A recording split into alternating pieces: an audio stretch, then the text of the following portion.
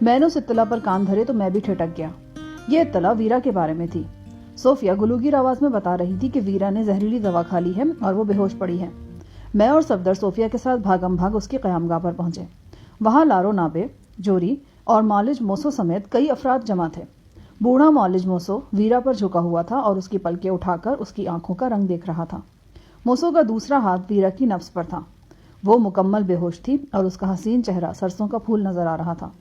غالباً تھوڑی دیر پہلے بوڑھے معالج نے ویرا کو کوئی دوا پلائی تھی۔ دوا کا سبز رنگ ویرا کے ہونٹوں پر دکھائی دے رہا تھا۔ اسی دوران میں ویرا کا چچا بوکارلو بھی گھبرایا ہوا وہاں پہنچ گیا۔ اس نے جھک کر ویرا کی پیشانی پر ہاتھ پھیرا، پھر موسو سے مقامی زبان میں بات کرنے لگا۔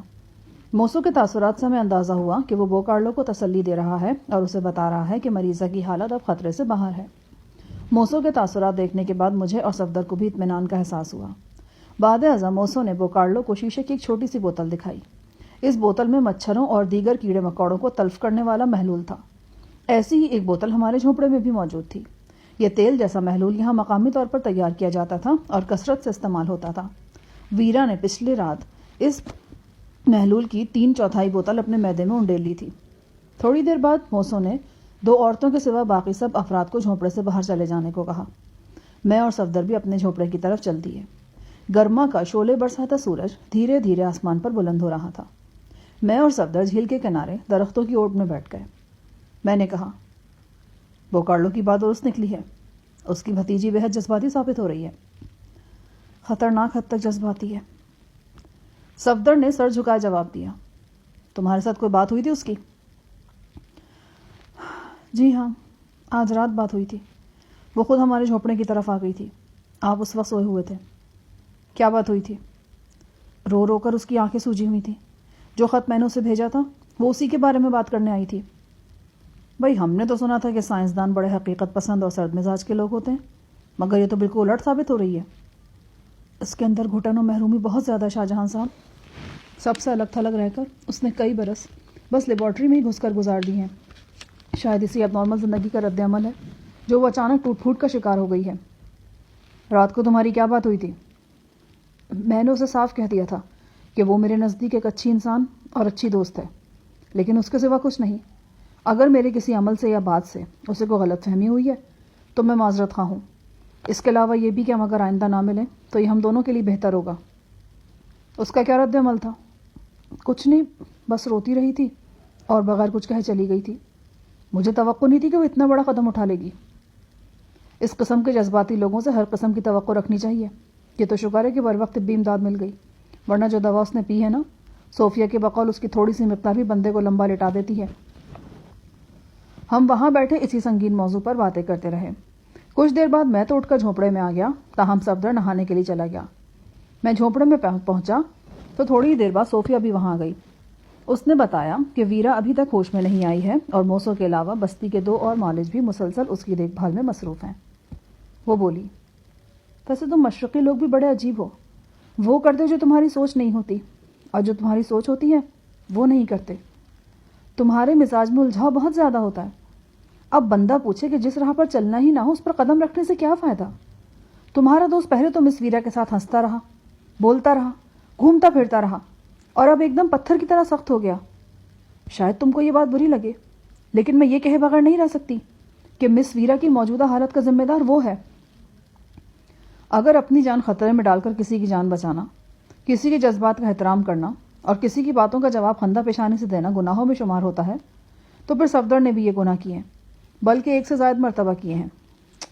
میں اس بحث میں نہیں پڑھنا چاہتی مسٹر شاہ جہان، مگر یہ حقیقت ہے کہ مس ویرا بڑی شدت سے آپ کے دوست میں انوالو ہو چکی ہیں۔ شاید آپ کو معلوم نہیں، وہ بے ہوشی کے عالم میں بھی آپ کے دوست کا نام بڑبڑاتی رہی ہیں اور اسی کو بلاتی رہی ہیں۔ موسو مجھ سے پوچھ رہے تھے کہ یہ کیا کہہ رہی ہے، لیکن میں نے بات گول کر دی۔ اب تم کیا چاہتی ہو؟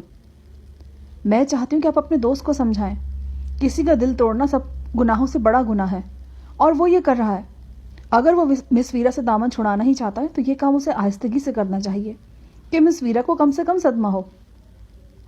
شاید وہ کچھ اور بھی کہتی، مگر اسی دوران میں 2 سیاہ فام خادمائیں میرے اور صفدر کے لیے کھانا لے کر پہنچ گئیں۔ صوفیہ نے پھر آنے کا کہا اور اٹھ کر چلی گئی۔ اس کی اپنی زندگی سے بھی ایک رومانی کہانی منسلک تھی۔ شاید یہی وجہ تھی کہ وہ ویرا کے حوالے سے بڑی جذباتی ہو رہی تھی۔ اگلے 4-5 روز بڑی بے یقینی کی کیفیت میں گزرے۔ ٹرسٹ سے واپس آنے والے تینوں افراد صرف ایک لڑکی کو لے کر واپس چلے گئے تھے۔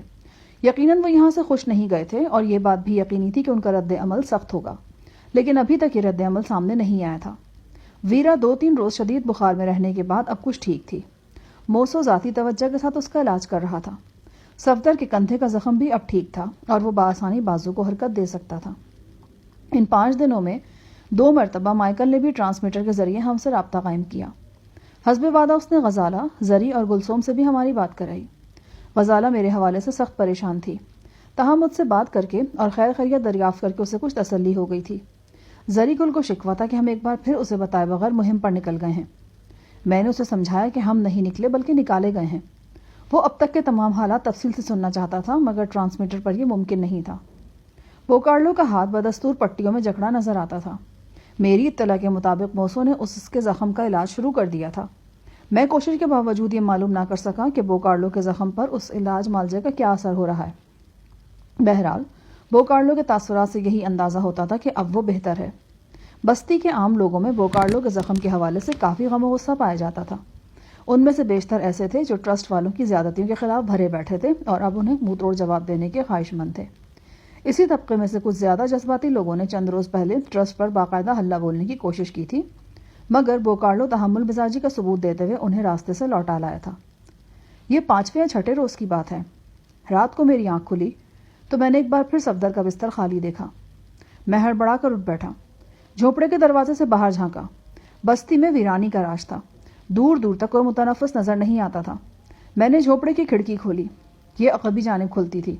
مجھے کچھ فاصلے پر درختوں کے جھنڈ میں 2 سائے دکھائی دیے۔ ان میں سے ایک سایہ واضح طور پر عورت کا تھا، دوسرا سایہ قد کاٹ اور لباس سے صفدر نظر آتا تھا۔ میرے دل سے آواز آئی کہ ہو نہ ہو یہ صفدر اور ویرا ہیں۔ میں کچھ دیر سوچتا رہا، پھر آہستگی کے ساتھ جھوپڑے سے نکلا اور ایک طویل چکر کاٹ کر ان درختوں کے قریب پہنچ گیا جہاں وہ دونوں سائے موجود تھے۔ میں اس مقام پر پہنچا تو سائے وہاں موجود نہیں تھے۔ اب وہ قریباً 100 گز دور جھیل کے قریب نظر آ رہے تھے۔ ان کا رخ گھنے درختوں کی طرف تھا۔ میں نے خود کو پوشیدہ رکھتے ہوئے بڑی احتیاط سے ان کا تعاقب کیا اور ان کے قریب پہنچ گیا۔ لڑکی کی چال سے مجھے اندازہ ہوا کہ وہ ویرا نہیں بلکہ صوفیہ ہے۔ اس کے ساتھ یقیناً صفدر ہی تھا۔ صفدر جیسے چوکس شخص کا تعاقب کرنا کوئی آسان کام نہیں تھا۔ میں اس کی تیز حساسیت سے پوری طرح آگاہ تھا۔ حقیقت یہ کہ اس کا تعاقب کرتے ہوئے مجھے دانتوں پسینہ آ رہا تھا۔ تھوڑی دیر بعد میں نے صفدر اور صوفیہ کو انہی گھنے درختوں میں پایا جہاں چند روز پہلے صفدر اور ویرا میں ملاقات ہوئی تھی۔ وہ ملاقات اتفاقاً ہی میری نظروں میں آ گئی تھی، لیکن آج صفدر کے ساتھ صوفیہ نظر آ رہی تھی۔ بہرحال تھوڑی دیر بعد ہی میری یہ کنفیوژن دور ہو گئی۔ درختوں کے جھنڈ کے قریب پہنچ کر صوفیہ رک گئی اور صفدر درختوں کے اندر داخل ہو گیا۔ اب یہ بات سمجھنا مشکل نظر نہیں آ رہی تھی کہ صوفیہ یہاں صرف اس لیے صفدر کے ساتھ نظر آ رہی تھی کہ وہ اسے یہاں لے کر آئی تھی۔ اس بات کا 90% امکان تھا کہ جھنڈ کے اندر ویرا موجود ہو اور صفدر کا انتظار کری ہو۔ صفدر درختوں کے اندر داخل ہوا تو صوفیہ واپس چلی گئی۔ میں اپنی جگہ دبکا کھڑا رہا۔ ذہن مختلف خیالات کی آماجگاہ بنا ہوا تھا۔ مجھے توقع نہیں تھی کہ یہ معاملہ اتنا بڑھ جائے گا۔ خوبرو ویرا کسی آسیب ہی کی طرح صفدر سے چمٹ گئی تھی۔ صفدر 10-15 منٹ جھنڈ کے اندر رہا، پھر چاند کی مدھم روشنی میں نے اسے جھنڈ سے نکلتے دیکھا۔ اس کے ساتھ ایک نسوانی سایہ بھی تھا۔ سایہ بستی کے جنوبی حصے کی طرف چل دیا جبکہ صفدر نے اپنا رخ جنوب مشرق کی طرف رکھا، مگر ابھی وہ 10-15 قدم ہی چلا تھا کہ سایہ واپس پلٹا اور صفدر سے لپٹ گیا۔ یہ نسوانی سایہ یا ہیولا یقیناً ویرا کا ہی تھا۔ چاند بدلیوں سے نکل آیا تھا اور اس کی روشنی کچھ تیز ہو گئی تھی۔ صفدر کا چمکیلا افریقی لباس اور ویرا کے ہوا میں لہراتے بال میں دیکھ سکتا تھا۔ وہ بڑے جذباتی انداز میں صفدر کی باہوں میں سمائی ہوئی تھی۔ بالفاظ دیگر وہ دونوں ایک دوسرے میں پیوست تھے۔ چند سیکنڈ بعد وہ پھر جدا ہوئے اور اپنے اپنے رخ پر چل دیے۔ صفدر کے قریب پہنچنے سے پہلے ہی میں بھی جھوپڑے کی طرف واپس چل دیا۔ اگلے روز میں نے صفدر کو گمسم دیکھا۔ صاف پتہ چلتا تھا کہ وہ مجھ سے کچھ کہنا چاہتا ہے مگر کہہ نہیں پا رہا۔ اس کے چہرے کی الجھن صاف طور پر پڑھی جا سکتی تھی۔ اس نے ناشتہ بے پرواہی سے کیا اور کھوئے سے انداز میں لیٹ گیا۔ دوپہر کے بعد جب گرمی ذرا کم ہو گئی تو میں اسے زبردستی گھمانے پھرانے کے لیے لے گیا۔ راستے میں صوفیہ بھی مل گئی۔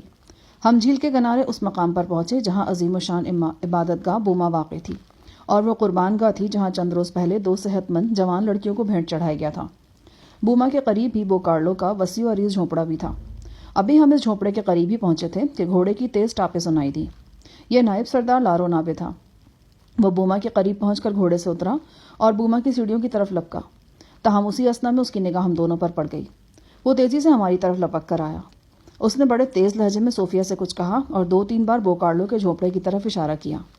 صوفیہ کے چہرے پر بھی پریشانی نمودار ہو گئی۔ اس نے اس کی بات کا ترجمہ کرتے ہوئے کہا کہ ٹرسٹ سے کچھ لوگ یہاں پہنچ رہے ہیں، تم دونوں جلدی محترم بوکارلو کے جھونپڑے میں گھس جاؤ، اگر ٹرسٹ والوں کی نظر تم پر پڑ گئی تو ایک نئی مصیبت کھڑی ہو جائے گی۔ ابھی بمشکل صوفیہ کی بات ختم ہوئی تھی کہ گاڑیوں کی آواز سنائی دی اور درختوں کے عقب سے گرد و غبار بلند ہوا۔ صوفیہ نے ہم دونوں کو تقریباً دھکیلتے ہوئے بوکارلو کے جھونپڑے میں گھسا دیا۔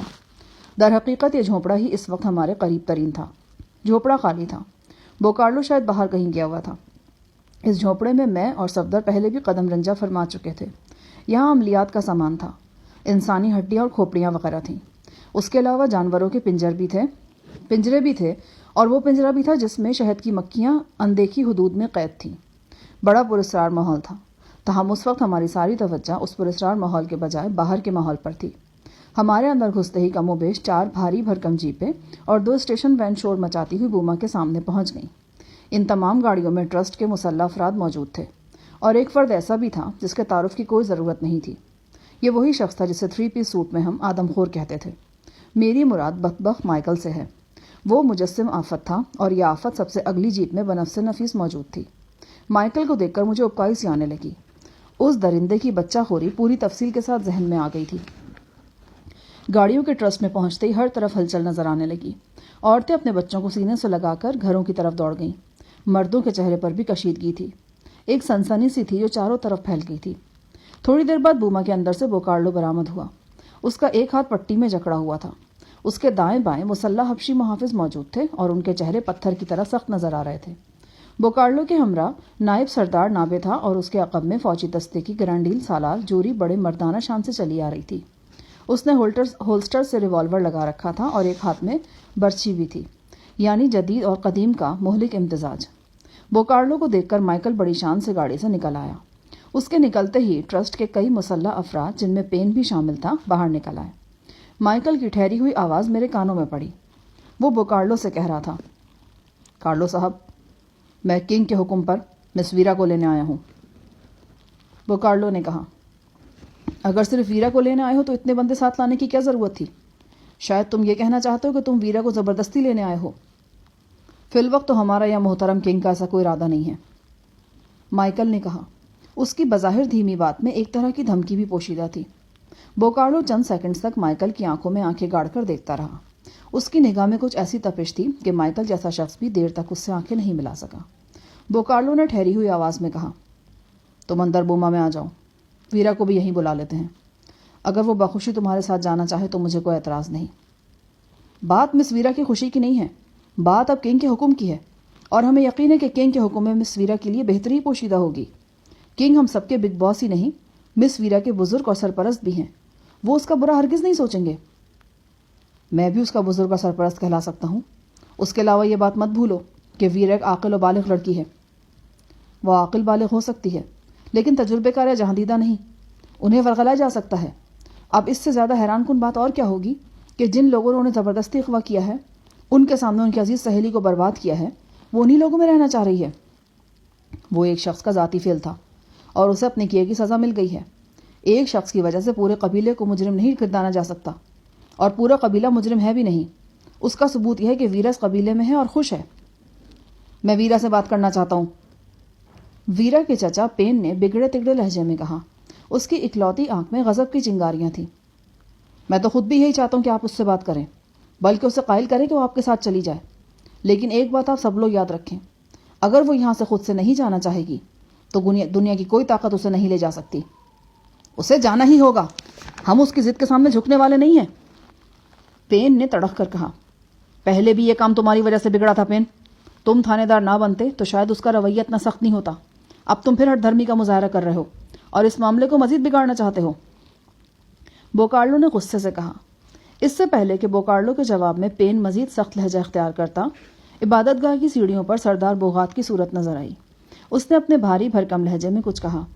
سب لوگ اس کی جانب متوجہ ہو گئے۔ سردار بوغات نے بات کرتے ہوئے دونوں ہاتھوں سے بوما کی طرف بھی اشارہ کیا۔ وہ مقامی زبان میں حاضرین سے کہہ رہا تھا کہ وہ بیچ بازار کے بحث مباحثہ کرنے کے بجائے اطمینان کے ساتھ اندر چل کر بیٹھیں۔ حاضرین پر اس کے لب و لہجے کا اثر ہوا۔ تھوڑی ہی دیر بعد ہم دیکھ رہے تھے کہ تمام لوگ سیڑھیاں چڑھ کر بوما میں داخل ہو رہے تھے۔ جب جیپوں کے پاس بس اکا دکا افراد ہی رہ گئے تو میں اور صفدر احتیاط کے ساتھ بوکارلو کے طلسمی جھوپڑے سے نکلے اور اپنی قیام گاہ پر پہنچ گئے۔ بوما کے اندر جو گفتگو شروع ہوئی تھی وہ طویل ہوتی چلی گئی۔ اس دوران میں ہم نے اپنے ارد گرد کچھ اور تبدیلیاں بھی دیکھی۔ قبیلے کے بہت سے مرد مسلح نظر آ رہے تھے۔ کچھ کے ہاتھوں میں آتشی اسلحہ تھا، جبکہ اکثر برچھیوں اور بھالوں وغیرہ سے مسلح تھے۔ یہ لوگ یہاں وہاں گروہوں کی شکل میں کھڑے تھے۔ کچھ لوگ اپنے گھروں کی چھتوں پر چڑھ گئے تھے۔ میں نے پہلی بار قبیلے میں مسلح عورتیں بھی دیکھیں۔ یہ سب کی سب درمیانی عمر کی جسیم عورتیں تھیں۔ انہوں نے کھال کے لبادے پہن رکھے تھے اور وہ مردوں کی طرح اکڑ اکڑ کر چلتی تھیں۔ ان کے لبادے ایک ہی طرح کے تھے، جس سے پتہ چلتا تھا کہ وہ تربیت یافتہ اور منظم ہیں۔ مردوں کی طرح ان عورتوں کے چہروں پر بھی تناؤ اور کشیدگی موجود تھی۔ سورج مغرب کی طرف جھک گیا تو اور سائے طویل ہو گئے اور ایک طویل گرم سپہر اپنے اختتام کو پہنچتی محسوس ہوئی۔ شام ہونے سے تھوڑی دیر پہلے صوفیہ ہمارے جھوپڑے میں آئی۔ حالات ٹھیک نہیں ہے، بوما کے اندر سے لڑنے جھگڑنے کی آوازیں آ رہی ہیں۔ لگتا ہے کہ خاصی گرما گرمی ہو گئی ہے۔ کیوں؟ کیا ویرا رضامند نہیں ہوئی؟ نہیں، اس نے سب کے سامنے دو ٹوک کہہ دیا ہے کہ وہ اپنے منجلے چچا بوکارلو کے پاس رہے گی اور ٹرسٹ نہیں جائے گی۔ مائیکل اور پین کا کیا رد عمل ہے؟ وہی جو ہونا چاہیے۔ وہ بہت سیخ پا ہیں اور دھمکیاں دے رہے ہیں۔ وہ مس ویرا کو لے جانا چاہتے ہیں، لیکن محترم بوکارلو نے صاف کہہ دیا ہے کہ ویرا ان کی پناہ میں ہے اور وہ اسے کسی بھی صورت ان کے حوالے نہیں کریں گے۔ ابھی ہم صوفیہ سے باتیں کر ہی رہے تھے کہ ایک ساتھ بہت سی گاڑیاں سٹارٹ ہونے کی آواز آئی۔ صوفیہ جھوپڑے سے باہر نکلی اور اس نے کچھ آگے جا کر بوما کی جانب دیکھا۔ 2-4 منٹ بعد وہ تیز قدموں سے چلتی ہوئی واپس آ گئی۔ اس نے بتایا کہ ٹرسٹ سے آنے والے لوگ واپس جا رہے ہیں۔ وہ سخت غصے میں دکھائی دیتے ہیں۔ کچھ ہی دیر بعد جھیل کے پار جاتی ہوئی گاڑیاں ہمیں جھونپڑے کی کھڑکی سے بھی نظر آ گئیں۔ وہ ناہموار راستے پر اچھلتی کودتی، دھول اڑاتی بستی سے نکل رہی تھیں۔ یہ سب کچھ ایک طوفان کا پیش خیمہ تھا۔ میں ذاتی طور پر یہ سمجھتا تھا کہ اس طوفان کی اصل اور بنیادی وجہ صفدر اور ویرا کا تعلق ہے۔ واپسی سے ویرا کے انکار کی سب سے بڑی وجہ صفدر ہی تھا۔ اگلے 24 گھنٹے بھی سخت تناؤ کی کیفیت میں گزرے۔ قبیلے کے افراد گلیوں میں ٹولیوں کی صورت میں موجود رہے اور صورتحال پر تبصرے کرتے رہے۔ بوما کے اندر نائب سردار لارو ناپی کی رہنمائی میں صلاح مشورے بھی ہوتے رہے۔ شام کے وقت ہم نے ایک چھکڑا بھی دیکھا جس میں بہت سی برچیاں لاد کر بوما کے اندر لے جائی جا رہی تھیں۔ بوما یوں تو ایک عبادت گاہ تھی، تاہم یوں محسوس ہوتا تھا کہ اسے بوقت ضرورت عسکری مقاصد کے لیے بھی استعمال کیا جا سکتا ہے۔ رات قریباً 9 بجے کا وقت ہوگا جب ایک نامانوس شور سنائی دیا۔ بستی میں ہلچل کے آثار نظر آ رہے تھے۔ میں اور صفدر جھوپڑے سے نکل آئے۔ جنوب کی سمت دیکھا تو سخت حیرت ہوئی۔ آسمان پر سرخ روشنی دکھائی دے رہی تھی اور اس روشنی میں دھول کے بادل تھے۔ یوں لگتا تھا کہ بہت سے لوگ لارسیوں کی اس بستی کی طرف بڑھ رہے ہیں۔ کچھ ہی دیر بعد فائرنگ کی آواز سنائی دی اور گھوڑوں کی ٹاپوں سے زمین دہلنے لگی۔ صورتحال اس امر کی طرف اشارہ کر رہی تھی کہ آخر وہی ہوا جس کا اندیشہ تھا۔ ٹرسٹ کے جو لوگ آج شام غصے میں بھرے ہوئے واپس گئے تھے وہ اپنے مزید ساتھیوں کے ہمراہ واپس آ گئے ہیں۔ اسی دوران میں صوفیہ بھی نظر آئی۔ اس کی پتلی سی ٹی شرٹ گرمی کے سبب پسینے سے بھیگی ہوئی تھی اور اس کے پرشباب جسم کو چھپانے میں ناکام نظر آ رہی تھی۔ یہ کیا ہو رہا ہے؟ صفدر نے اس سے پوچھا۔ میری خود کچھ سمجھ نہیں آ رہا۔ اگر یہ ٹرسٹ والے ہیں تو پھر گاڑیوں کی آواز کیوں نہیں آ رہی؟ 4-5 منٹ کے اندر ہمارا یہ اندازہ غلط ثابت ہو گیا کہ آنے والوں کا تعلق ماریا ٹرسٹ سے ہے۔ یہ گھڑ سوار مقامی تھے اور ان کی تعداد سینکڑوں میں تھی۔ ان کے ننگ دھڑنگ سیاہ جسم پسینے سے چمک رہے تھے۔ ان کے ہاتھوں میں برچیاں، کلہاڑے اور بھالے تھے۔ کسی کسی کے ہاتھ میں آتشی اسلحہ بھی نظر آ رہا تھا۔ وہ منہ سے عجیب و غریب آوازیں نکالتے بستی میں داخل ہوئے اور گلیوں بازاروں میں پھیل گئے۔ ان لوگوں کا رویہ تو دوستانہ لگتا ہے، صفدر نے کہا۔ میرا خیال ہے کہ یہ بھی لارسی ہیں۔ صوفیہ نے خیال ظاہر کیا۔ کیا مطلب؟ کیا یہاں لارسی کی کوئی اور بستی بھی ہے؟ مجھے ٹھیک سے نہیں معلوم، مگر سنا ہے کہ انہی جنگلوں میں لارسیوں کی 1-2 بستیاں اور بھی ہیں۔ ہمارے دیکھتے ہی دیکھتے آنے والوں نے بوما کو چاروں طرف سے گھیرے میں لے لیا۔ ان کے ہاتھوں میں مشعلیں تھیں۔ ان کی سرخ روشنی میں ارد گرد کی ہر شے سرخ نظر آنے لگی تھی اور جھیل کے ساکت پانی میں سینکڑوں چراغ روشن ہو گئے تھے۔ پھر بوما کا بڑا سا دروازہ کھلا اور لمبے چوغے میں ملبوس سردار بوغاز سیڑھیوں پر نظر آیا۔ اس کو دیکھتے ہی ہجوم میں ہلچل پیدا ہوئی۔ تمام لوگ چند سیکنڈ کے اندر اندر اپنے گھوڑوں سے اتر آئے۔ گھڑ سواروں میں چند سرکردہ افراد آگے بڑھے۔ ان کے سروں پر مختلف پرندوں کے پر سجے ہوئے تھے اور گلے میں چھوٹی چھوٹی ہڈیوں کی مالائیں تھیں۔ یہ کل 7-8 افراد تھے۔ سردار بغات کے عین سامنے پہنچ کر یہ لوگ اچانک سجدہ ریز ہو گئے۔ جو ہی وہ سجدے میں گرے، ان کے ساتھ آنے والے سینکڑوں افراد نے بھی اپنی پیشانیاں زمین سے ٹیک دیں۔ وہ قریباً 1 منٹ تک سجدے میں گرے رہے، پھر ایک ساتھ اٹھ کھڑے ہوئے۔ تب انہوں نے ایک ساتھ اپنے ہتھیار فضا میں بلند کیے اور زور و شور سے نعرے بلند کرنے لگے۔ ان کے نعروں میں عسکری جوش و خروش تھا اور سردار بغات کے لیے بے پناہ عقیدت کی جھلک تھی۔ سردار بغات معززین کو اپنے ساتھ بوما کے اندر لے گیا۔ باقی افراد مقامی لوگوں سے گھل مل گئے اور دوستانہ انداز میں بات چیت کرنے لگے۔ ان لوگوں کو وہیں کھڑے کھڑے مشروب پیش کیے گئے اور کھانے کے لیے پھل بھی دیے گئے۔ ہم بھی اس ہجوم میں ادھر ادھر گھومنے لگے۔ صوفیہ نے ہمیں بتایا، یہ لوگ لارسی ہیں۔ سردار بغات اور محترم بوکارلو سے یہ لوگ بے پناہ عقیدت رکھتے ہیں۔ جب سے انہیں یہ معلوم ہوا ہے کہ ٹرسٹ میں محترم بوکارلو کے ساتھ ان کے بھائی کنگ کی طرف سے توہین آمیز سلوک ہوا ہے، وہ بے حد پریشان ہیں۔ آج وہ ایک طرح سے اظہار یکجہتی کے لیے یہاں آئے ہیں۔ انہوں نے علی اعلان کہا ہے کہ سردار بغات اور بوکارلو کے لیے اپنی جانیں بھی قربان کر دیں گے۔ وہ کیا ویرا کے معاملے کا بھی انہیں علم ہے؟ ہاں، اس معاملے کی بھی انہیں بھنک ہے۔ وہ جانتے ہیں کہ کنگ براؤن محترم بوکارلو کی بھتیجی کو زبردستی ٹرسٹ لے جانا چاہ رہا ہے۔ بوما کے اندر جانے والے معززین قریباً 1 گھنٹے بعد باہر نکلے۔ سردار بغات اور بوکارلو وغیرہ بھی ان کے ساتھ تھے۔ مہمان لارسیوں نے ایک بار پھر پرجوش نعرے لگائے۔ سردار بغات کی ہدایت پر نائب سردار لارو نابے نے جھیل کے کنارے ہی ایک زبردست محفل کا انتظام کر دیا۔ گرمی کے موسم میں جھیل کے کنارے بیٹھنا اور آرام کرنا ایک خوشگوار عمل تھا۔ گھڑ سوار جو یقیناً ایک طویل سفر طے کر کے آئے تھے، جھیل کے کنارے گھاس کے تختوں پر بیٹھ گئے اور نیم دراز ہو گئے۔ سینکڑوں مشعلیں جھیل کے کنارے اور گھاس کے قطوں پر گاڑ دی گئی تھیں۔ بستی کے وسطی حصے میں بڑے بڑے دیوہیکل دیگچوں کے اندر کھانا تیار ہونے لگا۔ مہمانوں کے دل بہلاوے کے لیے خوبصورت جسموں والی سیاہ فام لڑکیاں جھیل کے کنارے ایک چبوترے پر رقص فرما ہو گئیں۔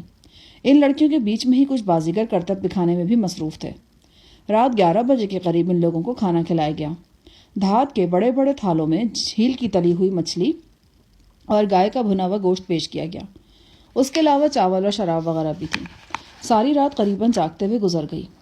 ہم بھی ان پرجوش لشکریوں کے درمیان گھومتے پھرتے رہے اور ان کی باتیں سنتے رہے۔ یہ باتیں چونکہ مقامی زبان میں تھیں، لہٰذا ایک لفظ بھی ہمارے پلے نہیں پڑتا تھا۔ ہاں، ہماری مترجم صوفیہ کسی بات کا انگلش میں ترجمہ کر کے ہمیں بتا دیتی تھی۔ ایک گروہ کے درمیان ایک تنومند شخص بیٹھا بڑے جوش سے بول رہا تھا۔ صوفیہ نے اس کی ترجمانی کرتے ہوئے بتایا کہ اس کا کہنا ہے کہ ٹرسٹ والوں کی زیادتیاں ہر آنے والے دن میں بڑھتی جا رہی ہیں۔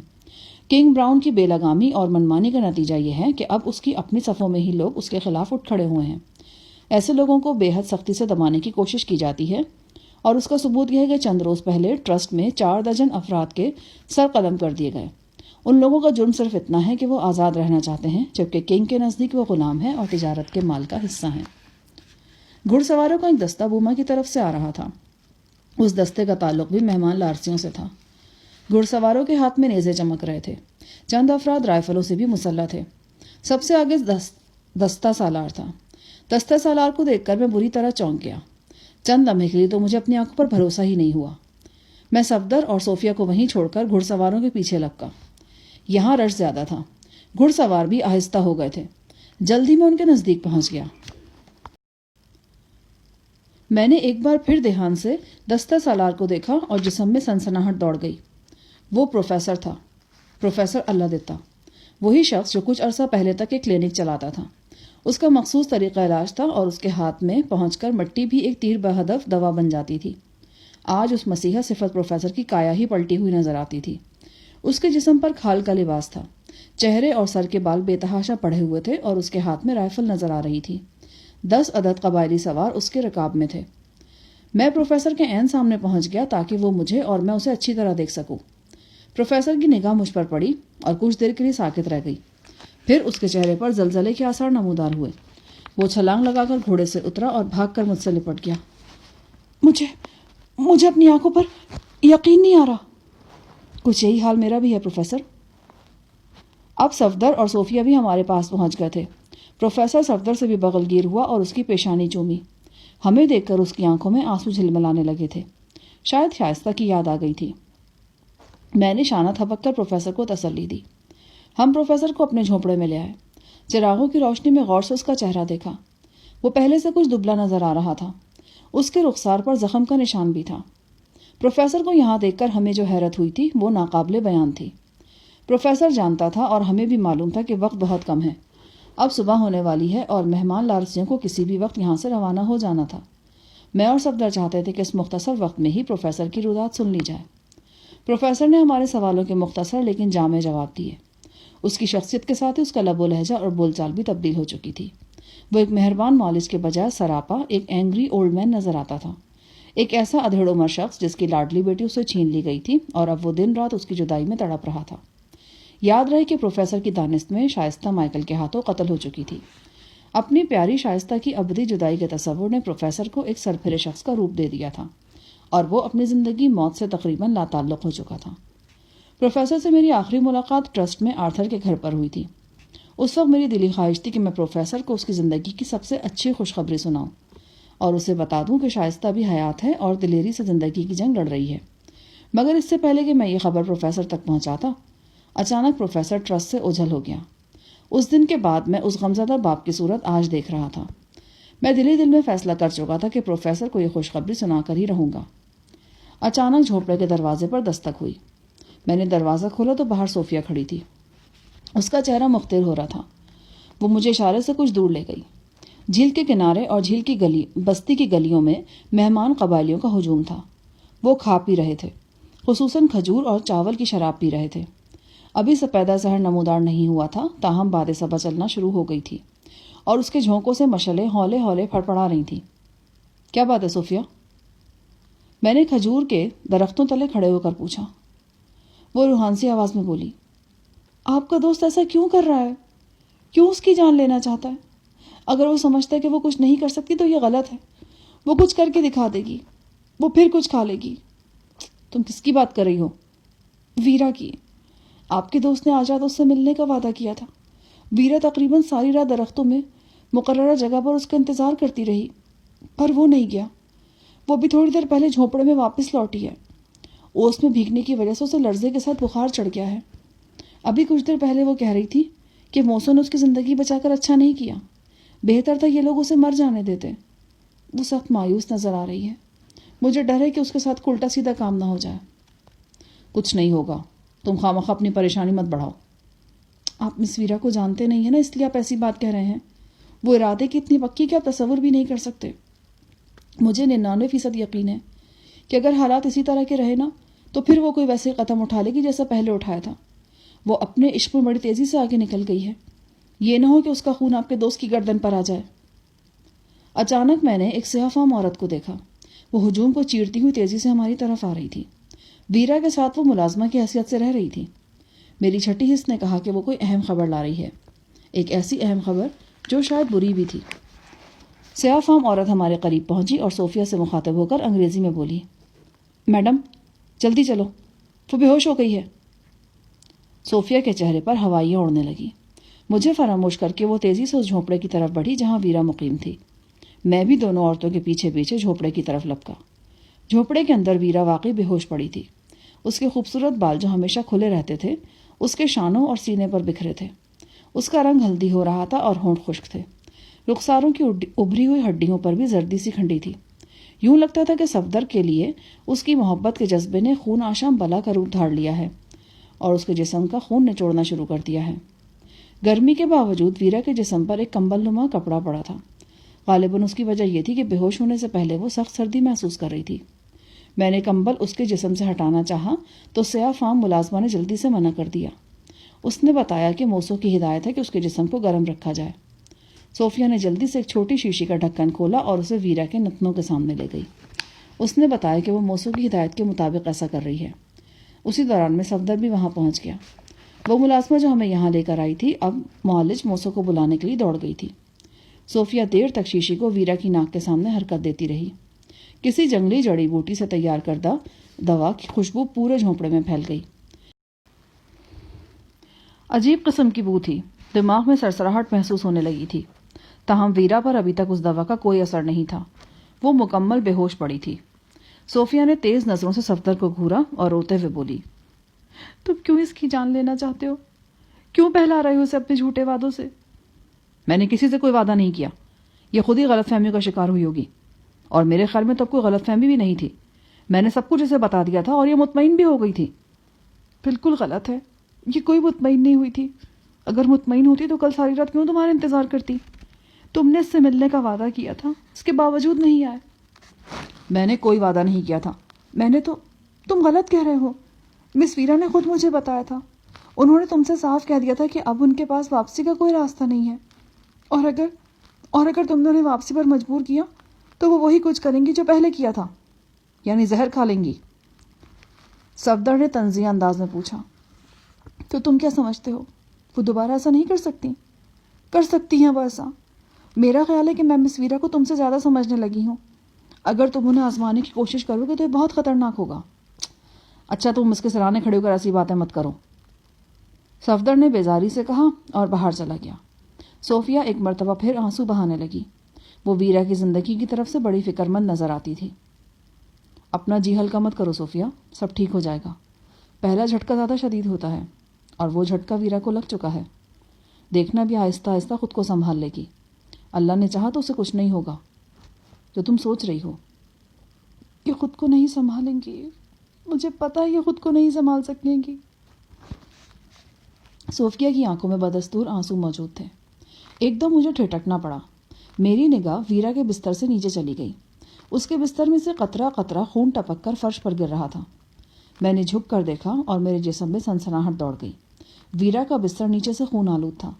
میں نے جھپٹ کر اس کا کمبل ہٹایا. صوفیہ اور حبشی ملازمہ کے ہونٹوں سے چیخ نکل گئی.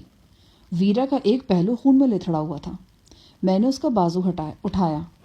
اس کی کلائی کی نرم و نازک رگیں کٹی ہوئی تھیں اور خون مسلسل بہہ رہا تھا. شاید ہمیں 2-4 منٹ اور پتہ نہ چلتا تو اس کے خون کا آخری قطرہ بھی اس کے جسم سے رخصت ہو جاتا. میں نے ایک رومال پھاڑا اور اس کی مدد سے کٹی ہوئی رگوں کو کس کر باندھ دیا. کانچ کا ایک کنگن ویرا کے پہلو میں پڑا تھا. یہ ویرا کا ہی کنگن تھا. اس کی مدد سے ویرا نے اپنی رگیں کاٹی تھیں. یہ خودکشی کی کوشش تھی اور وہ تقریباً اپنی اس کوشش میں کامیاب ہو چکی تھی.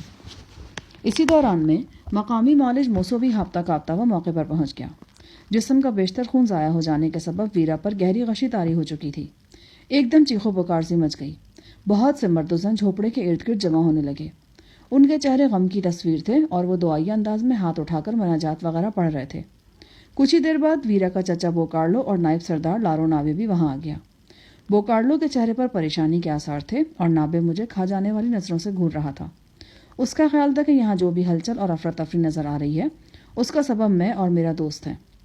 اس کی رائے تھی کہ ہم دونوں کو یہاں پناہ ہی نہیں دینی چاہیے تھی. موسو اور دوسرے لوگ ویرا کو ہوش میں لانے کی سڑتوڑ کوششیں کر رہے تھے، مگر سانس کی ہلکی سی جنبش کے سوا اس کے جسم میں کوئی حرکت نظر نہیں آتی تھی.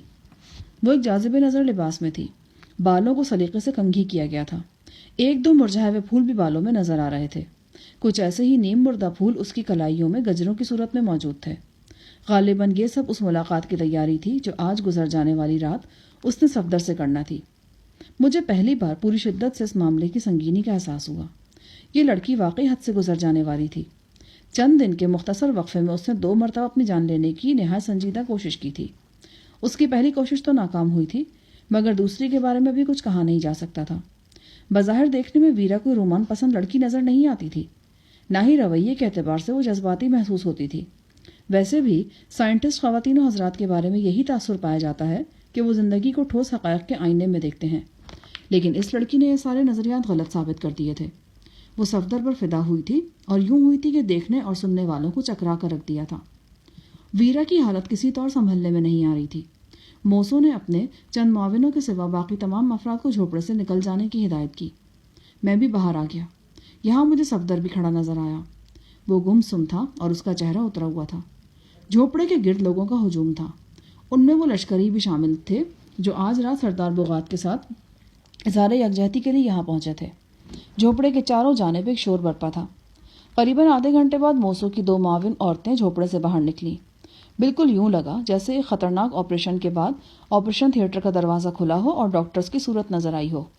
کئی افراد دونوں عورتوں کے گرد جمع ہو گئے. ان کے تاثرات سے اندازہ ہوا کہ بوکارلو کی بھتیجی ہوش میں آ گئی ہے، یا کم از کم اتنا ضرور ہوا ہے کہ اس کی حالت پہلے سے بہتر ہے. میں نے اپنے پہلو میں دیکھا تو صفدر وہاں موجود نہیں تھا. میں تھوڑی دیر تک اس سے ہجوم میں ڈھونڈتا رہا اور پھر اپنے جھوپڑے کی طرف آ گیا. وہ وہاں بھی نہیں تھا. میں جھوپڑے میں داخل ہو کر لیٹ گیا. ذہن مختلف خیالات کی آماج کا بنا ہوا تھا. یہ ویرا وارا معاملہ جتنی تیزی سے شروع ہوا تھا اتنی ہی تیزی سے ایک گمبھیر مسئلہ بن گیا تھا. لیٹے لیٹے اچانک میرا دھیان پروفیسر اللہ دتا کی طرف چلا گیا۔ ویرا کے سنگین چکر میں پروفیسر کا خیال کچھ دیر کے لیے ذہن سے ہی نکل گیا تھا۔ میں ہڑبڑا کر اٹھا اور پروفیسر کی تلاش میں نکلا۔ اب دن کے 9-10 بج چکے تھے۔ بہت سے مہمان لارسی بستی سے رخصت ہو چکے تھے اور باقی ہو رہے تھے۔ صوفیہ کے ہمراہ قریباً 1 گھنٹے تک میں نے دیوانہ وار پروفیسر کو تلاش کیا۔ معلوم ہوا کہ وہ کسی کو بغیر بتائے اللہ صبح ہی بستی سے روانہ ہو گیا تھا۔ میں پروفیسر کی تلاش میں اس کے پیچھے جانا چاہتا تھا، مگر صوفیہ نے مجھے بتایا کہ میں اور صفدر اس بستی سے باہر نہیں جا سکتے۔ میں دل محسوس کر کے رہ گیا اور تھکا ہارا جھونپڑے میں لوٹ آیا۔ شام کے وقت میں جھونپڑے سے نکلا تو کئی چیمگوئیاں سنائی دی۔ کچھ چیمگوئیاں ویرا کی صحت کے بارے میں تھی، کچھ کا تعلق ان وجوہات سے تھا جن کے سبب ویرا نے خودکشی کی ایک اور کوشش کی تھی۔ کچھ لوگوں میں کنگ براؤن اور ٹرسٹ والوں کے خلاف بھی غم و غصہ پایا جاتا تھا۔ ان کا خیال تھا کہ ویرا کی پریشانیوں کی وجہ صرف یہ ہے کہ ٹرسٹ والوں سے یہاں سے واپس لے جانا چاہتے ہیں اور اسے اپنی نافرمانی کی سزا دینا چاہتے ہیں۔ بہرحال ایسے لوگ بھی تھے جو حقیقت کے قریب پہنچ چکے تھے۔ ان کی رائے میں ویرا اپنی پسند کی شادی کرنا چاہتی تھی اور اس کی خواہش کی ناکامی اسے موت کی طرف لیے جا رہی تھی۔ صفدر ابھی تک جھونپڑے میں واپس نہیں آیا تھا۔ میں اسے تلاش کرنے نکلا۔ وہ مجھے بستی کے بازار میں نظر آ گیا۔ ایک طویل جھونپڑے کو شراب خانے کی شکل دی گئی تھی۔ یہاں زمین پر چٹائیاں بچھی تھیں اور بہت سے سیاہ فام پیالوں میں جو اور کھجور کی شراب پی رہے تھے۔ کئی نشے میں دھت ہو کر یہاں وہاں لڑکے ہوئے تھے۔ مجھے ایک جانب صفدر نظر آیا۔ اس نے دیوار سے ٹیک لگا رکھی تھی اور سگریٹ پر سگریٹ پھونک رہا تھا۔ مجھے دیکھ کر وہ چونک گیا۔ میں اس کے پاس ہی آلتی پالتی مار کر بیٹھ گیا۔ فوراً ہی مجھے اندازہ ہو گیا کہ صفدر بھی نشے میں ہے۔ اس کی یہ کیفیت اس کی حد سے بڑی ہوئی بے چینی اور اندرونی ٹوٹ پھوٹ کی عکاسی کرتی تھی۔ کہ تم نے کیا حالت بنا رکھی ہے صفدر؟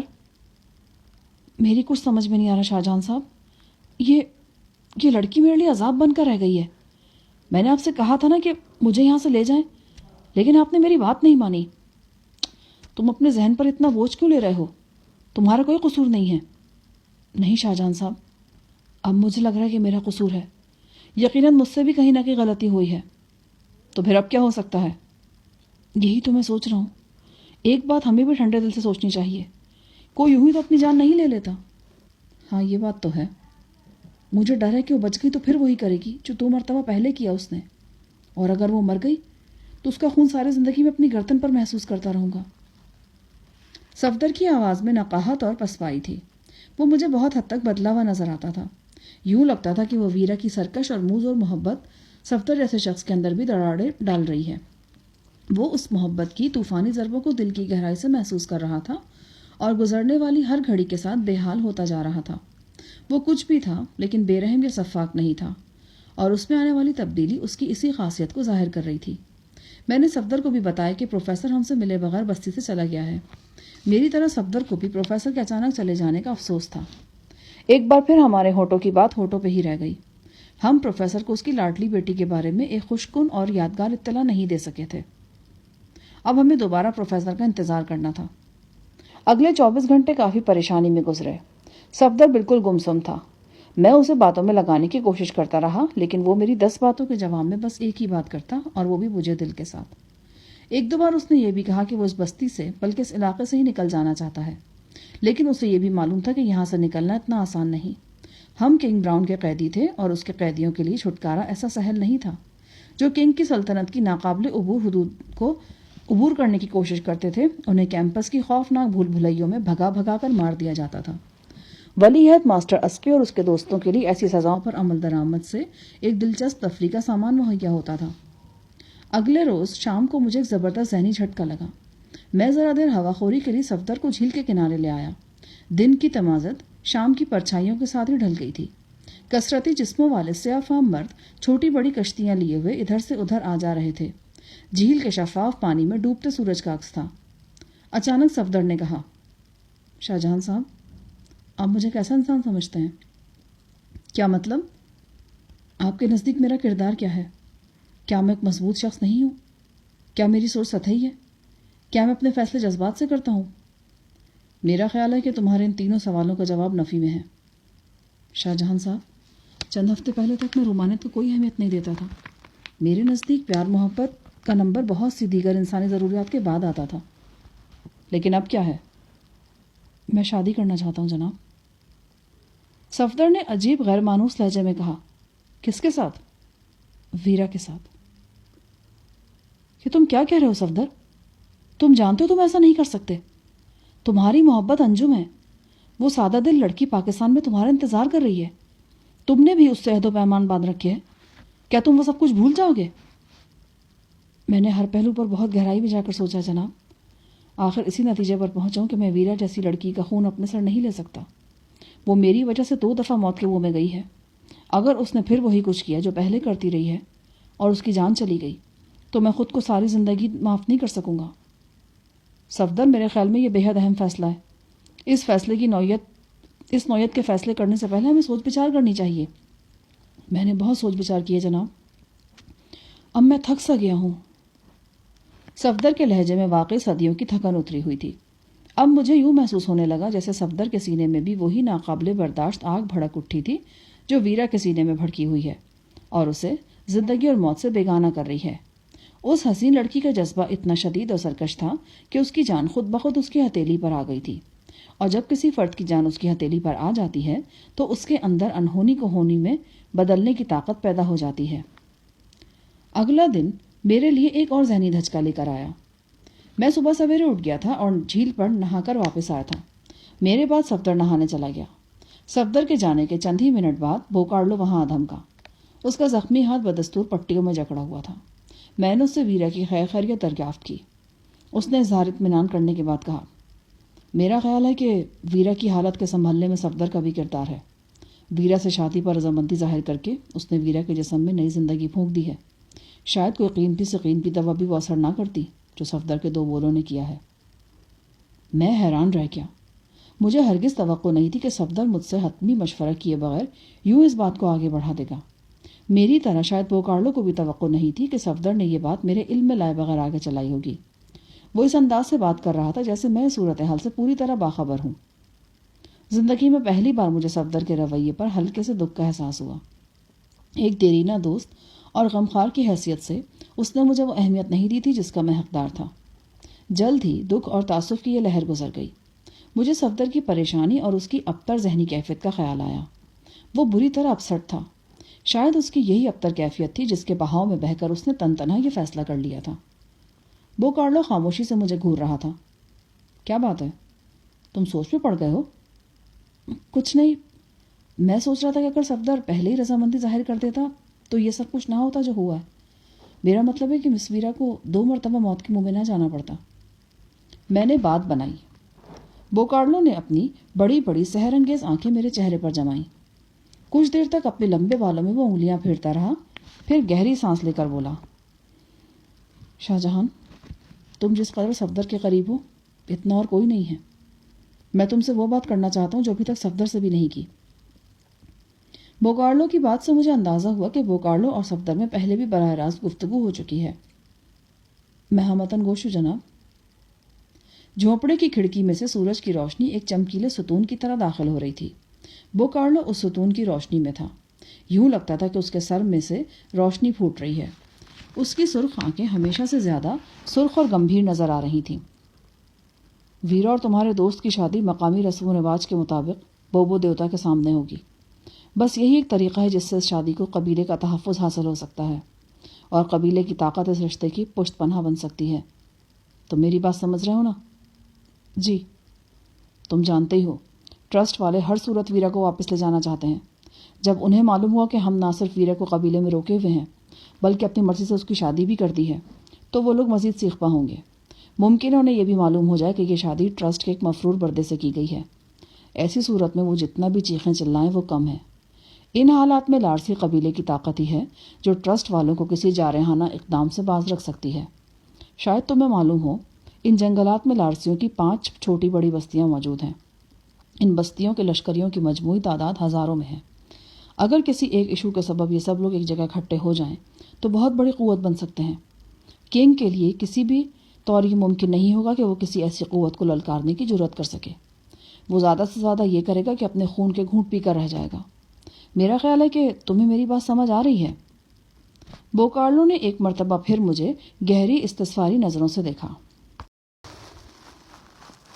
میں نے پھر اس بات میں سر ہلا دیا. بوکارلو نے گہری سانس لیتے ہوئے سلسلہ کلام جوڑا. لارسیوں میں ایک رسم مدت سے چلی آ رہی ہے. اگر قبیلے کی کسی دوشیزہ کے ساتھ کوئی ایسا شخص شادی کرنا چاہے جو قبیلے میں سے نہیں ہے تو اسے اپنی دلیری اور مردانگی کا ایک امتحان دینا ہوتا ہے۔ اس امتحان کے مطابق اسے کم از کم 2 بوب لڑکیوں کے ساتھ جسمانی تعلق قائم کرنا پڑتا ہے۔ بوب لڑکیوں کے بارے میں شاید تمہیں معلوم ہو ہی گیا ہوگا۔ یہ وہ لڑکیاں ہوتی ہیں جن کی پرورش سب سے الگ تھلگ کی جاتی ہے۔ ان کی کوئی زبان نہیں ہوتی، نہ ہی ان کا کوئی نام ہوتا ہے، اور نہ کسی سے ان کا کوئی تعلق یا رشتہ ہوتا ہے۔ ان سفید فام لڑکیوں کی پرورش صرف مذہبی رسوم کی ادائیگی کے لیے کی جاتی ہے۔ شاید تمہارے ذہن میں یہ سوال پیدا ہو کہ جب یہ قبیلہ اور اس کا مذہب انسان کی آزادی اور مکمل خود مختاری کا علمبردار ہے تو پھر یہاں جیتی جاگتی دوشیزاؤں کو مذہبی رسوم کی بھیٹ کیوں چڑھایا جاتا ہے؟ میں ایک بار پھر تم پر واضح کرنا چاہتا ہوں کہ مذہبی رسوم میں صرف بوب لڑکیاں ہی استعمال کی جاتی ہیں۔ یہ لڑکیاں بالکل الگ تھلگ زندگی گزارنے کے سبب ہر قسم کے انسانی احساسات اور خواہشات سے مبرہ ہوتی ہیں۔ ان کا کام صرف کھانا اور آرام کرنا ہوتا ہے۔ اگر میں یہ کہوں تو غلط نہیں ہوگا کہ ان کا پیکر بے شک انسانی ہوتا ہے، لیکن ان کی فطرت ان جانداروں کی سی ہوتی ہے جنہیں ہم مختلف مقاصد کے لیے اپنے گھروں میں پالتے ہیں۔ تم میری بات سمجھ رہے ہو نا؟ جی ہاں، تو میں ذکر کر رہا تھا بوب لڑکیوں سے جسمانی تعلق کا۔ شادی سے 10 راتیں پہلے کسی چاندنی رات میں رسم ادا کی جاتی ہے۔ اس رسم کے مطابق شام سے کچھ دیر بعد 5 بوب لڑکیاں قریبی جنگل میں چھوڑ دی جاتی ہیں۔ دولہا کو ایک گھوڑا دیا جاتا ہے اور اس کے چہرے پر ایک ماسک چڑھایا جاتا ہے۔ یہ مقامی طور پر چمڑے سے تیار کردہ ایک ایسے جانور کی شکل کا ماسک ہوتا ہے جس کے لمبے سینگ ہوتے ہیں اور نہایت کشادہ دہن ہوتا ہے۔ یہ ماسک پہن کر وہ شخص جنگل میں لڑکیوں کا تعاقب کرتا ہے۔ اس کے پاس سن کی ایک رسی کے سوا اور کچھ نہیں ہوتا، کوئی ہتھیار نہیں۔ اسے خالی ہاتھ 2 بوب لڑکیوں پر قابو پانا ہوتا ہے اور ان سے جسمانی تعلق قائم کرنا ہوتا ہے۔ بعد ازاں وہ شخص سورج طلوع ہونے سے پہلے ان دونوں لڑکیوں کو لے کر بوما کے سامنے پہنچتا ہے۔ یہاں وہ دونوں لڑکیاں سردار بغات کے سب سے پہلے بیوی کانگے کے حوالے کر دی جاتی ہیں۔ بعد ازاں کانگے ہی اس شخص کی کامیابی یا ناکامی کا اعلان کرتی ہے جو لارسی دوشیزہ سے شادی کا خواہش مند ہوتا ہے۔ بوکارلو بڑی لرزہ خیز حکایتیں سنا رہا تھا۔ مجھے لگا کہ میں پتھر کے زمانے میں پہنچ گیا ہوں یا اس دور کی کوئی وحشتناک کہانی پردہ سیمی پر دیکھ رہا ہوں۔ بوب لڑکیوں کے حوالے سے ایک لرزہ خیز منظر میں پہلے بھی دیکھ چکا تھا۔ یہ ان لڑکیوں کو بھیٹ چڑھائے جانے کا منظر تھا۔ اب میں اس نسبت سے ایک اور انسانیت سوز بلکہ شرمناک رسم کے بارے میں سن رہا تھا۔ مجھے سوچ میں گم دیکھ کر بوکارلو نے کہا، تو متفکر لگ رہے ہو۔ یہ آزمائش اتنی کڑی نہیں ہے۔ بوب لڑکیوں کو پکڑنا نہایت آسان ہوتا ہے۔ یہ لڑکیاں طاقتور تو ہوتی ہیں لیکن زیادہ ہوشیار نہیں ہوتی۔ نہ ہی ان میں اتنا شعور ہوتا ہے کہ وہ باہم مل کر کسی طرح کی مزاحمت کر سکیں۔ چاندنی رات میں وہ جلدی پکڑی جاتی ہیں۔ پہلی لڑکی کو پکڑ کر اسے سن کی رسی کے ساتھ باندھ دیا جاتا ہے، پھر دوسری لڑکی کو پکڑا جاتا ہے۔ میرا خیال ہے کہ اگر 10 افراد کو اس آزمائش میں سے گزارا جائے تو ان میں سے 8 ضرور کامیاب ہو جائیں گے۔ پچھلے 2 سال میں اس قسم کی 7-8 آزمائشیں ہو چکی ہیں۔ ان میں سے صرف ایک نوجوان ناکام رہا تھا۔ ایک بوب لڑکی نے اس پر درخت کی شاخ سے حملہ کیا تھا اور اس کی ریڑھ کی ہڈی توڑ دی تھی۔ محترم بوکارلو، میں ایک بات پوچھنے کی جسارت کر سکتا ہوں؟ ہاں کہو۔ ابھی آپ نے فرمایا کہ آزمائش سے صرف اس شخص کو گزرنا پڑتا ہے جو قبیلے کی کسی لڑکی سے شادی کا خواہش مند ہوتا ہے۔ لیکن گستاخی معاف، مس ویرا تو قبیلے میں سے نہیں ہے۔ میرے دوست، ویرا اب قبیلے کی ہی فرد ہے۔ چونکہ میں اس قبیلے کا فرد بن چکا ہوں اور ویرا کی نسبت مجھ سے ہے، وہ میری بھتیجی اور میرے ساتھ رہنا چاہتی ہے، لہٰذا وہ قبیلے کی فرد بن کر میرے ساتھ رہے گی۔ ویرا کے سلسلے میں ہمیں اب انہی اصولوں کی پابندی کرنا ہوگی جو ہم دیگر لارسی دوشیزاؤں پر لاگو کرتے ہیں۔ میں چاہتا ہوں تم اپنے دوست کو صورتحال سے آگاہ کر دو۔ آج چاند کی 6 تاریخ ہے۔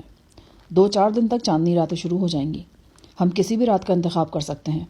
رسم کی ادائیگی کے بعد 10 روز ہمیں انتظار کرنا ہوگا۔ دیوتاؤں نے چاہا تو اس دوران میں ویرا بھی مکمل صحتیاب ہو جائے گی۔ اس کے بعد ان دونوں کی شادی کر دی جائے گی۔ 2-4 منٹ بوکارلو میرے پاس مزید بیٹھا اور پھر اپنے زخمی ہاتھ کو دوسرے ہاتھ سے سنبھالے ہوئے اٹھ کھڑا ہوا۔ ان آخری 2-4 منٹوں میں بوکارلو نے مجھ سے جو بات کی اس سے یہ بھی معلوم ہوا کہ ٹرسٹ والے ویرا کو واپس لے جانے کے لیے اس لیے بھی بے چین ہیں کہ ویرا کا چھوٹا چچا پین ویرا کی شادی اپنے خالازاد سے کرنے کی شدید خواہش رکھتا ہے۔ بوکارلو کے جانے کے بعد میں صفدر کا انتظار کرنے لگا۔ میرے ذہن میں آندھیاں سی چل رہی تھیں۔ بوکارلو بھی جو کچھ بتا کر گیا تھا وہ میری طرح صفدر کے لیے بھی حیرتناک ثابت ہونے والا تھا۔ میں صفدر کے مزاج اور ذہن کو بڑی اچھی طرح سمجھتا تھا۔ مجھے یقین تھا کہ صفدر کے لیے سب کچھ قابل قبول نہیں ہوگا۔ بے شک ویرا کے مجنونانہ اور انتہائی جذباتی رویے نے صفدر کو بھی جذباتی طور پر توڑ پھوڑ دیا تھا، مگر پھر بھی اس نے ابھی مکمل طور پر اپنے ہوش و حواس نہیں کھوئے تھے۔ وہ ایک ایسی قبائلی رسم کی ادائیگی میں حصہ دار کیسے بن سکتا تھا جو شروع سے آخر تک وحشیانہ تھی؟ وہ تو پھولوں سے پیار کرنے والا اور کتابوں سے دل بہلانے والا شخص تھا۔ ایک لڑکی کی خاطر خود اپنی نظروں سے ہمیشہ کے لیے گرنے کا سامان کیوں کر سکتا تھا؟ مجھے یقین تھا کہ صفدر اس نئی صورتحال کے بارے میں سنے گا تو اس کے فیصلے میں ضرور تبدیلی آئے گی۔ میں ہرگز نہیں چاہتا تھا کہ صفدر ویرا کے معاملے میں اتنی دور چلا جائے کہ واپسی ممکن نہ رہے۔ بے شک ویرا ایک حسین لڑکی تھی۔ وہ صفدر سے ٹوٹ کر پیار بھی کرنے لگی تھی۔ ان دونوں کی جوڑی لاکھوں میں کہلا سکتی تھی۔ مگر کچھ بھی تھا، صفدر کا ایک ماضی تھا، اس کے رشتے ناتے تھے، اور سب سے بڑھ کر یہ کہ اس کی منگیتر انجم تھی۔ یہ سب کچھ سوچ کر مجھے یوں لگتا تھا جیسے صفدر کو اس کے ماضی سے اور مجھ سے چھینا جا رہا ہے۔ بوکارلو کے جانے کے چند ہی منٹ بعد صفدر بھی واپس آ گیا۔ نہا دھو کر وہ خاصا نکھرا ہوا لگ رہا تھا۔ پانی کے قطرے اس کے سیاہ چمکدار بالوں اور کشادہ پیشانی پر چمک رہے تھے۔ بوکارلو صاحب آئے تھے؟ صفدر میرے بولنے سے پہلے ہی بول پڑا۔ تمہیں کیسے معلوم ہوا؟ میں نے انہیں جھوپڑے کی طرف جاتے دیکھا ہے۔ اب میری سمجھ میں یہ بات آئی کہ بوکارلو کے واپس جاتے ہی صفدر کیسے آ دھمکا۔ دراصل وہ یہاں بوکارلو کی موجودگی سے آگاہ تھا۔ وہ ادھر ادھر گھوم پھر کر انتظار کرتا رہا کہ بوکارلو مجھ سے اپنی بات ختم کر کے واپس جائے۔ جانتے ہو بوکارلو کیوں آیا تھا؟ میرا خیال ہے کہ میں کچھ جانتا ہوں۔ مثلاً؟ غالباً اس نے کسی رسم وغیرہ کی بات کی ہے۔ تمہیں کیسے معلوم ہوا؟ بس تھوڑی سی بھنک مجھے بھی پڑ گئی تھی۔ صوفیہ نے بات کی تھی۔ کیا کہا تھا؟ وہی رسم کے بارے میں بتایا تھا۔ قبیلے سے باہر کا کوئی شخص اگر قبیلے کی کسی لڑکی سے شادی کرنا چاہے اور وہ لڑکی بھی رضامند ہو تو اس شخص کو ایک آزمائش سے گزرنا پڑتا ہے۔ اسے جنگل میں بھاگ دوڑ کر کے 2 غلام لڑکیوں کو پکڑنا پڑتا ہے اور انہیں سردار بغات کی بیوی کے سامنے پیش کرنا ہوتا ہے۔ صفدر عام سے لہجے میں بات کر رہا تھا۔ اس کے اس عام لہجے نے جہاں میری حیرت میں اضافہ کیا وہاں مجھے ہلکے سے دکھ کا احساس بھی ہوا۔ بہرطور میں نے کسی طرح کے تاثرات اپنے چہرے پر نہیں آنے دیے۔ ایک بات پوچھوں تم سے؟ جی۔ تم نے بوکارلو سے اپنی اور ویرا کی شادی کی بات کی تھی؟ جی ہاں، سرسری سی بات ہوئی تھی، لیکن یہ بات مسٹر بوکارلو نے چھیڑی تھی۔ تم نے مجھے بتایا تک نہیں۔ میں آپ سے بات کرنا چاہ رہا تھا مگر اس سے پہلے ہی بوکارلو نے آپ سے خود بات کر لی۔ یقیناً آپ کو برا لگا ہوگا کہ میں نے آپ سے حتمی اجازت لیے بغیر بوکارلو سے اس موضوع پر گفتگو کر لی، مگر میں نے آپ کو بتایا نا کہ یہ بات انہوں نے خود ہی چھیڑی تھی۔ صفدر کی وضاحت ناکافی تھی، تاہم میں نے اس موقع پر مزید سوال جواب مناسب نہیں سمجھے۔ اچھا، اس رسم کے متعلق تمہارا کیا خیال ہے جس کا ذکر بوکارلو نے کیا ہے؟ بڑی عجیب رسم ہے جناب۔ صرف عجیب؟ کیا مطلب؟ میرے خیال میں تو یہ ایک وحشیانہ رسم ہے۔ جنگل میں چھوڑی گئی سیدھی سادھی لڑکیوں کو پکڑنا، پھر ان کی مشقیں کسنا اور ان سے بدسلوکی کرنا، یہ وحشیانہ پر نہیں تو اور کیا ہے؟ بدسلوکی کا آپ سے کس نے کہا ہے؟ خود بوکارلو نے بتایا مجھے۔ میرا خیال ہے کہ بوکارلو صاحب آپ کو ٹھیک سے بتا نہیں پائے۔ صوفیہ نے مجھ سے کافی تفصیلی بات کی تھی، اس نے تو کہیں بدسلوکی کا ذکر نہیں کیا۔ ہاں، یہ ضرور کہا تھا کہ لڑکیوں کو پکڑنا ہے اور انہیں باندھ کر بستی واپس لانا ہے۔ میرا خیال تم سے مختلف ہے صفدر۔ صوفیہ بہرحال لڑکی ہے، شاید وہ تم سے کھل کر بات نہیں کر سکی۔ بوکارلو نے مجھ سے وضاحت کے ساتھ بات کی ہے۔ جن لڑکیوں کو تم غلام لڑکیاں کہہ رہے ہو وہ دراصل وہی سیدھی سادھی بے زبان لڑکیاں ہیں جنہیں یہاں بوب دوشیزہ کہا جاتا ہے۔ یہ لڑکیاں صرف مذہبی رسوم کی ادائیگی کے لیے پالی جاتی ہیں۔ بوما کے سامنے ایسی ہی 2 لڑکیوں کی بھینٹ چڑھائی گئی تھی۔ بوکارلو نے جو کچھ بتایا ہے اس کے مطابق تم 2 بوب لڑکیوں کی عزت لوٹو گے اور صبح سورج نکلنے سے پہلے انہیں بستی میں پیش کرو گے۔ صفدر کی آنکھوں میں بے چینی اور کرب کے آثار نظر آئے۔ گستاخی معاف جناب، مجھے لگتا ہے کہ آپ کو غلط فہمی ہوئی ہے۔ شرط صرف لڑکیوں کو پکڑنے کی ہے۔ ممکن ہے کچھ لوگ وہ حرکت بھی کر گزرتے ہوں جو آپ نے بتائی ہے، لیکن ایسا کرنا شرط نہیں ہوگا۔ مجھے اپنی بات دہرانی پڑ رہی ہے صفدر۔ میرا اندازہ یہ ہے کہ صوفیہ تم سے کھل کر بات نہیں کر سکی ہے۔ اصل بات وہی ہے جو میں تمہیں بتا رہا ہوں۔ اگر تم غور کرو تو تمہیں خود ہی سمجھ آ جائے گی۔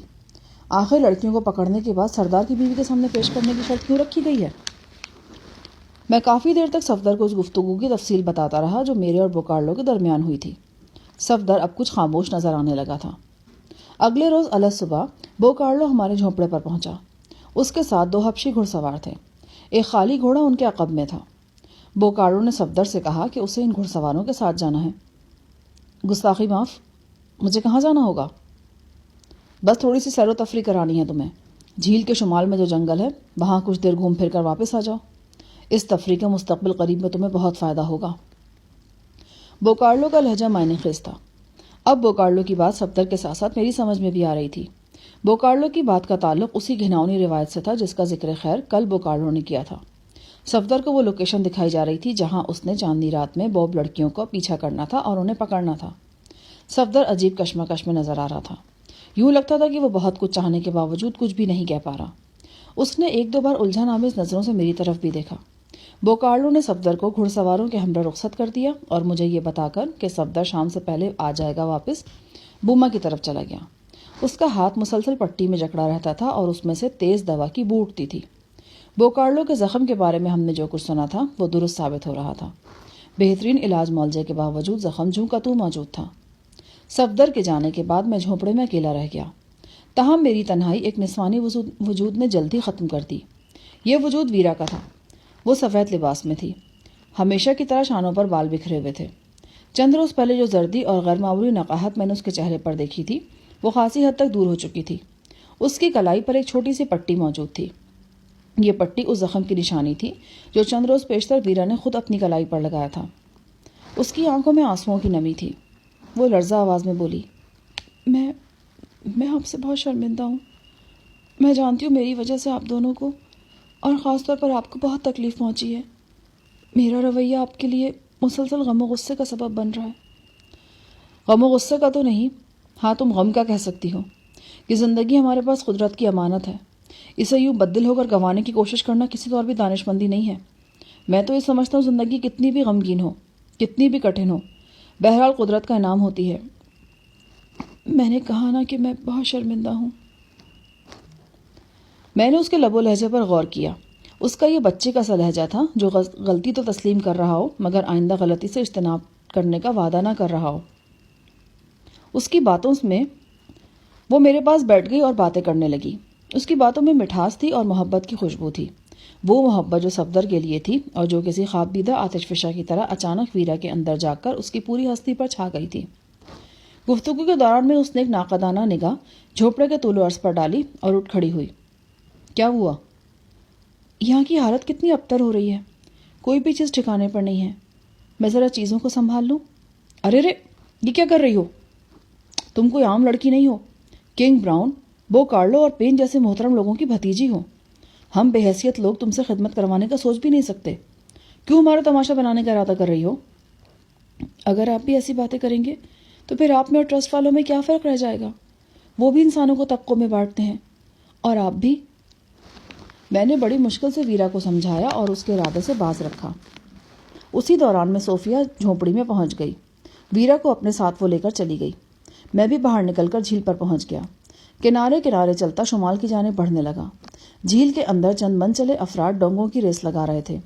ہر ڈونگے میں 2 افراد تھے اور انتہائی تیزی سے چپو چلا رہے تھے۔ ڈونگوں کی تعداد 8 کے قریب تھی۔ کنارے پر کھڑی خواتین اپنے مردوں کا حوصلہ بڑھا رہی تھیں۔ حوصلہ بڑھانے کا ان کا عجیب و غریب طریقہ تھا۔ وہ ایک ایک ٹانگ پر اچھل رہی تھیں۔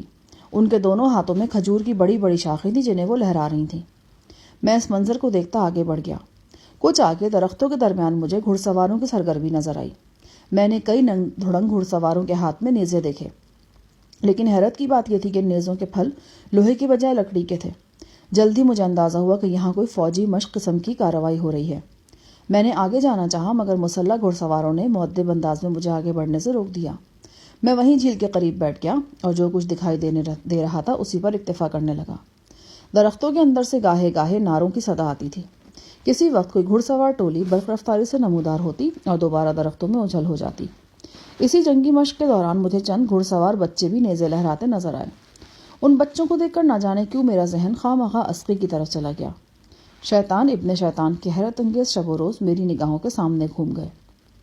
دیگر برائیوں کے علاوہ اسے نومری میں ہی جنسی کھیل کھیلنے کی اجازت دی گئی تھی۔ معلوم نہیں تھا کہ اس نے بلوغت کی سرحد پر پہنچ کر کیا گول کھلانے تھے۔ میں سوچتا رہا اور عسکری تماشا دیکھتا رہا۔ میں نے اندازہ لگایا کہ اس عسکری سرگرمی کی بنیادی وجہ وہی تناؤ ہے جو ٹرسٹ کے ساتھ کشمکش کی وجہ سے بستی میں پایا جاتا ہے۔ لوگوں کو اندیشہ تھا کہ ٹرسٹ والے جلد یا بدیر قبیلے والوں کے خلاف کوئی قدم اٹھائیں گے۔ اسی وجہ سے یہ لوگ خود کو ذہنی اور جسمانی طور پر آمادہ کر رہے تھے۔ میں دوپہر کے بعد تک وہاں بیٹھا رہا۔ جب گرمی زیادہ ہو گئی اور درختوں کے سائے سے مٹ سمٹا کر ناچیز بن گئے تو میں واپس جھونپڑے میں آ گیا۔